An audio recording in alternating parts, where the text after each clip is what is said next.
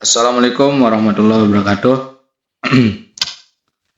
Baik, perkenalkan nama saya Mas Huri dengan akhir NIM 125. Jadi di video kali ini saya akan sedikit menjelaskan sih.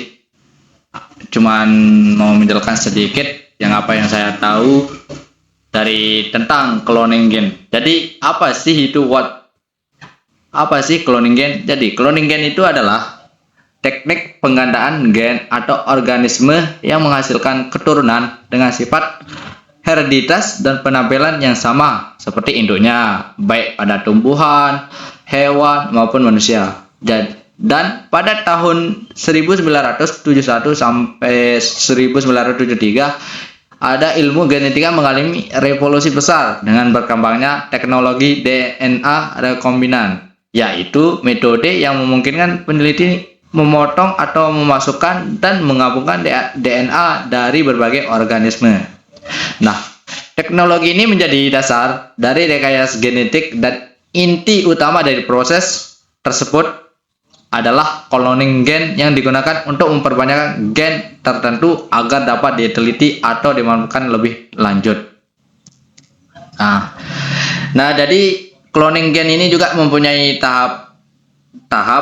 Jadi di sini saya ambil cuman 5 tahap, yaitu ada isolasi DNA, vektor dan sumber gen. Yang kedua, penyisipan DNA ke dalam vektor. Yang ketiga, pengenalan vektor cloning ke dalam sel. Dan yang keempat, transformasi DNA ke rekombinan. Dan yang kelima adalah sequencing DNA. Jadi yang pertama itu tadi adalah isolasi DNA, vektor, dan sumber gen. Jadi isolasi DNA, vektor, dan sumber gen itu isolasi fragmen DNA yang spesifik dapat dilakukan dengan metode PCR, yaitu teknik aplikasi fragmen DNA yang spesifik secara in vitro. Urutan DNA yang akan diaplikasikan secara spesifik akan ditentukan oleh primer yang tersusun dari nukleotida. Sumber plasmid biasanya E. coli.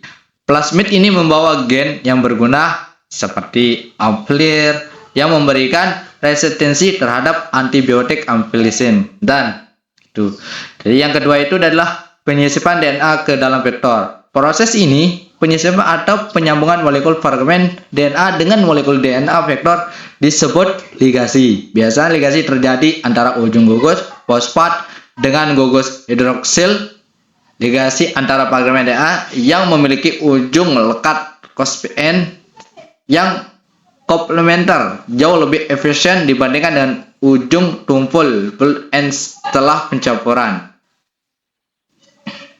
Setelah pencampuran, fragmen manusia dan plasmid yang dipotong membentuk pasangan komplementer yang kemudian bergabung dengan DNA ligase. Kemudian diciptakan campuran molekul DNA rekombinan.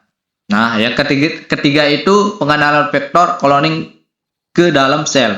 Jadi ini adalah sel bakteri yang mengambil plasmid rekombinan dan transformasi. Hal ini menciptakan kumpulan bakteri yang beragam. Beberapa bakteri yang telah mengambil DNA plasmid rekombinan yang diinginkan. Bakteri lain telah mengambil DNA lain baik rekombinan maupun non rekombinan.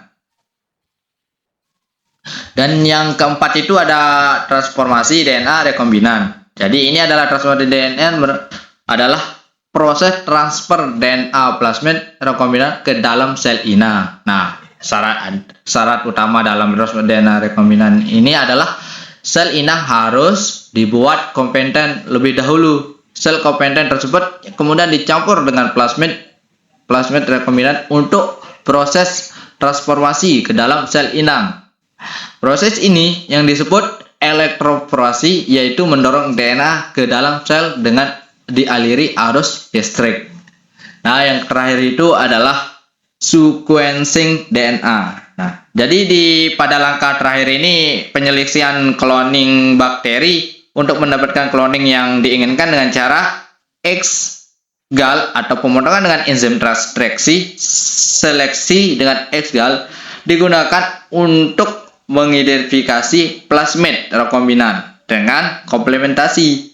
Sedangkan pemotongan dengan enzim restrifikasi dapat digunakan untuk menyelesaikan plasmid rekombinan hasil dari cloning. Nah, hasil pemotongan tersebut di elektroforesi dan memperlihatkan pita fragmen DNA di sisipan yang terpisah dari pita vektor cloning. Nah, tadi kan udah saya jelaskan yang 5 tahapan cloning gen itu. Nah, jadi adapun syarat dari cloning gen yaitu harus sumber DNA, ada sumber DNA, vektor gen intrinsic, enzim endoklinase restriction, dan enzim ligase dan sel inang. Dan yang terakhir adalah manfaat dari cloning gen. Jadi manfaat dari cloning gen itu dapat dimanfaatkan untuk membuat dan menyimpan DNA interest dalam jumlah banyak serta menghasilkan produk berupa protein dari DNA tersebut. Adapun syarat cloning yaitu sumber DNA, vektor, enzim dan enzim ligase, sel inang. Screening atau seleksi merupakan seleksi sel-sel yang berhasil ditranspeksi dengan DNA baru. Nah, memperoleh kloning bakteri rekombinan dengan fragmen DNA spesifik merupakan target dari tahapan ini. Terima kasih. Assalamualaikum warahmatullahi wabarakatuh.